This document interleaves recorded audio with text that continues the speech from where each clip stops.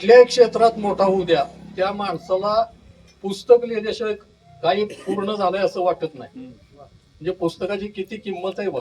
बक्षिसाची किंमत कमी आहे यापेक्षा आपला सन्मान होतो हीच खूप मोठी गोष्ट आहे. इथं साहित्यिकांनी साहित्यिकाचा दिलेला पुरस्कार आहे आणि हे खूप अनमोल आहे. दहिवडी येथे साहित्यप्रेमींसाठी एक अविस्मरणीय क्षण अनुभवायला मिळाला. सर्वमंगल विवाह संस्थेच्या वतीनं आयोजित करण्यात आलेला पुरस्कार वितरण, कवी संमेलन आणि काव्यसंग्रह प्रकाशन सोहळा रविवारी 22 मार्च 2026 रोजी उत्साहपूर्ण वातावरणात पार पडला.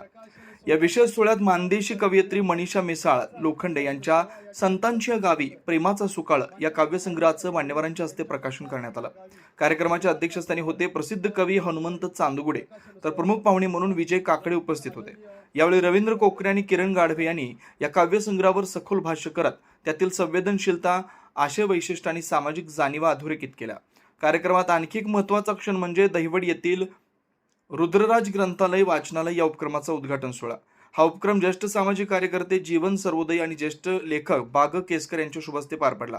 दरम्यान या सोहळ्यात विविध साहित्य क्षेत्रातील मान्यवरांचा तसेच काव्य, कादंबरी आणि कथा विभागातील पुरस्कारार्थ्यांचा सन्मान करण्यात आला.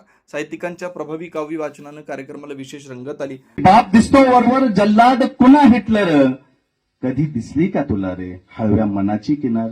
आणि रसिकांच्या मनावर एक वेगळी छाप उमटली.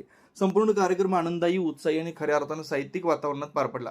मोठ्या संख्येनं साहित्यप्रेमी उपस्थित राहून या सोहळ्याला भरभरून प्रतिसाद दिला. कार्यक्रमाचं नियोजन आणि आयोजन सर्वमंगल विवाह संस्थेच्या वतीनं अत्यंत सुयोग्यरित्या करण्यात आलं. शेवटी आयोजकांनी उपस्थित मान्यवरांचा आणि रसिकांचं मनपूर्वक आभार मानले.